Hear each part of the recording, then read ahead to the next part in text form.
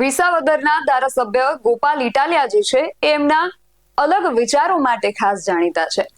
એ જે કરતા હોય છે એ ઘણીવાર એવું થતું હોય છે કે પહેલીવાર કોઈ વ્યક્તિ કે કોઈ ચૂંટાયેલા પ્રતિનિધિ કરતા હોય છે.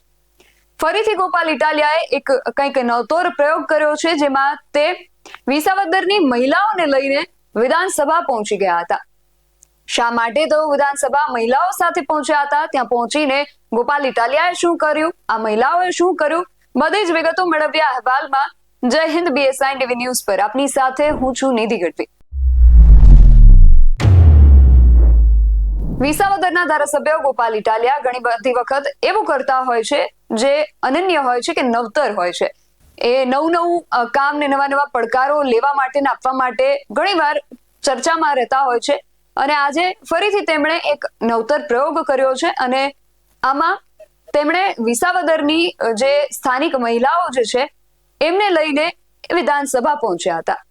હવે એ શા માટે આ મહિલાઓને લઈને વિધાનસભા પહોંચ્યા હતા અને ત્યાં પહોંચીને ગોપાલ ઇટાલિયા અને આ મહિલાઓએ શું કર્યું, જુઓ આ વિડીયોમાં. નમસ્કાર મિત્રો, અત્યારે હું ગોપાલ ઇટાલિયા અને અમારા વિસાવદર વિધાનસભા મત વિસ્તારના ભેસાણ તાલુકાના તમામ ગામના સૌ અમારા બહેનો આજે વિધાનસભાની મુલાકાતે આવ્યા છે. અમે બધા અહીંયા બેઠા છે, વિધાનસભા ભવનના પગથિયે બેઠા છે. અમારી બંને બાજુ સચિવાલય છે, વિભાગના બિલ્ડિંગો છે, CMની ઓફિસ છે અને આ વિધાનસભા છે. અમારા બધા બહેનોએ વિધાનસભાની અંદર જઈને જોયું છે કે સરકાર કેવી છે, મુખ્યમંત્રી ક્યાં બેસે છે, અધ્યક્ષ ક્યાં બેસે છે, વિધાનસભામાં શું કામ થાય છે, ધારાસભ્યોની શું ફરજ છે, કેવી કેવી ઓફિસો છે, કેવી કેવી વ્યવસ્થા છે, કેવા કેવા મકાનો છે, કેવા કેવા માણસો છે. આ બધું આજે અમારી ભેસાણની બહેનોએ જોયું છે. મને પોતાને પણ બહુ ખુશી થઈ કે આપણા અંતરિયાળ ગામડાના બહેનોને કે દિવસે આવું બધું સારું સારું જોવા મળે.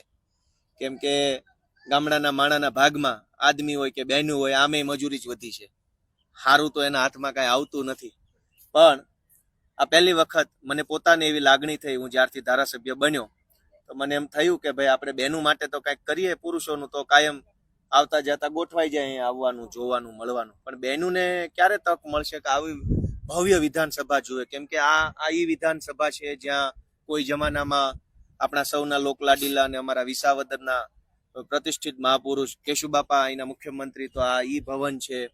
અહીંયા એવા એવા મહાપુરુષો આવ્યા છે કે જેને આપણે પુસ્તકોમાં ભણીએ છીએ, જેમની વાતો સાંભળીએ છીએ.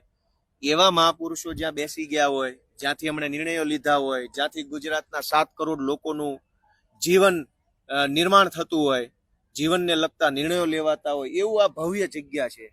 આ એકદમ અંગ્રેજીમાં શબ્દ છે ગ્લોરિયસ. એટલે એ આ ગ્લોરિયસ ઇન્સ્ટિટ્યુશન છે. વિધાનસભા એટલે કરોડો લોકોની આત્માનો આ પ્રતીક છે, લોકોના જીવનના સાથે જોડાયેલી બાબતનું આ પ્રતીક છે. અમારી બધી બહેનો આવી, એને બધું જોયું. બે ચાપા આપણે બધી બહેનોના અભિપ્રાય લઈએ. હવે બધી બહેનો બોલો, આમાં સંભળાતું છે કેમેરામાં. કઈ કોઈ બોલવા માંગે છે? શું થયું, કેમ થયું, મજા આવી? બોલો. મજા આવીને અમે તમારી થકી તો આવ્યું. ગોપાલે બધું દેખાડ્યું, ગોપાલે બધું સમજાવ્યા, ગાંધીને બધું દેખાડ્યું. અને ગોપાલ અમારે રાજકારણમાં તમે આવ્યા ધારાસભ્ય સુટાણા ને અમને અહીંયા લઈ આવ્યા ન કરો. અમે અહીંયા કેદી આવ્યા? તમે અમને અહીં લઈ આવ્યા એટલે અમે તમને લઈ આવ્યા. પણ તમે લઈ આવ્યા ઈ મહત્વનું કહેવાય ને. બધે ઘણાય સુટાણા ભૂપતભાઈ, પણ કોઈ ક્યાંય કોઈ દી લઈ આવ્યું? તમે લઈ આવ્યા એક એક બેનું બોલો, એક એક. આવતા દિવસોમાં અમે ગોપાલભાઈ ને CM તરીકે ઓળખીએ છીએ. આશીર્વાદ. ધારાસભ્ય છે કે આ બેનોને બધાને ગાંધીનગર બતાવ્યું. હજુ તો ઘણું સારું સારું કામ કરવાનું. એમાં એવું છે કે રાજકારણ કાયમ નકર આદમીનું ફિલ્ડ છે. મીટિંગમાં આદમી, સભામાં આદમી, અહીંયા આદમી. બરાબર. બહેનોના ભાગમાં શું છે એમ. એટલે મને પોતાને એમ થયું કે હાલો આપણે નાનો એવો પ્રયત્ન કરીએ. તો અમે આ બધું બતાવ્યું. અમને આદિ સુધી કોઈ અમને આવો અધિકાર અમને કઈ દેખાડ્યું નથી. અધિકાર ને અમે જોયો જ નતો. હજુ ઘણું જોવાનું.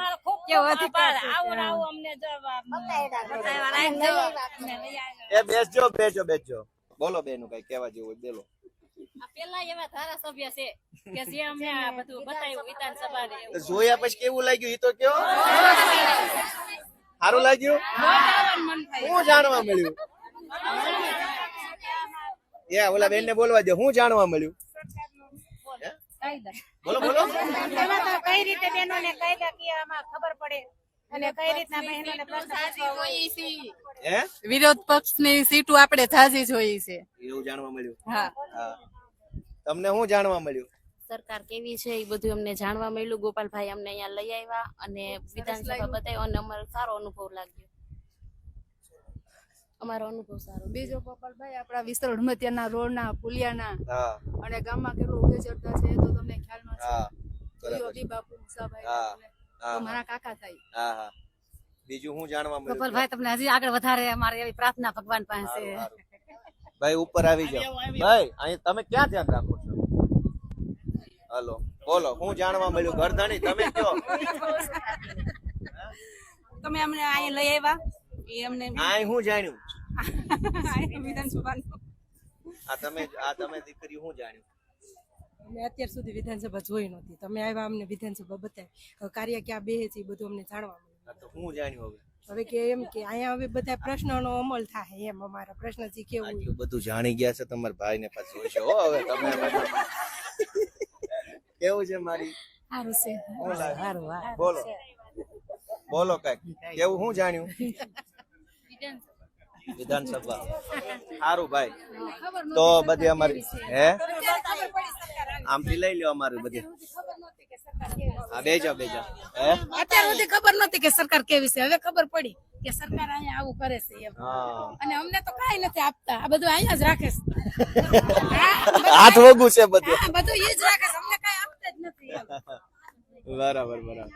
તો આ રીતે અમારી બધી બહેનો આજે આવી છે અને બધી બહેનો ખૂબ હરખાઈ ગઈ છે. અમે બધા મજામાં છીએ. આ જિંદગીમાં પહેલી વાર સરકાર જોઈ, વિધાનસભા જોઈ, આટલું ભવ્ય મકાન, આટલું ભવ્ય જગ્યા જોઈ એ બદલ સૌને હું શુભેચ્છા પાઠવું છું. અમારી બધી બહેનો માતાઓ બધા આવ્યા એ બદલ.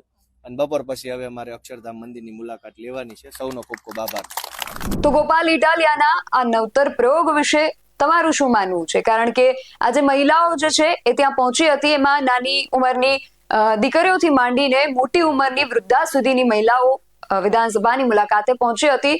આમાં એવું પણ બની શકે કે આજે મહિલાઓ છે એ વિધાનસભા આજે એમણે જોયું જાણ્યું કે વિધાનસભાનું કામકાજ જે છે એ કેવી રીતે થતું હોય છે, સરકાર કેવી રીતે ચાલતી હોય છે, આ બધું જોયું અને જાણ્યું.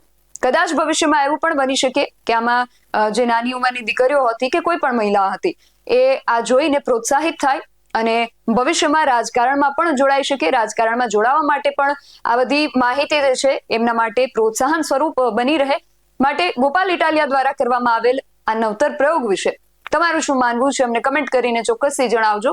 આવા જ વધુ અહેવાલો સાથે મળતા રહીશું. તમે મારી યુટ્યુબ ચેનલને સબસ્ક્રાઇબ કરવાનું અને અમને ફેસબુક અને ઇન્સ્ટાગ્રામ પર ફોલો કરવાનું ભૂલશો નહીં. બાકી અવનવી અપડેટ્સ માટે આપ જોતા રહો BSI ટીવી ન્યૂઝ. નમસ્કાર.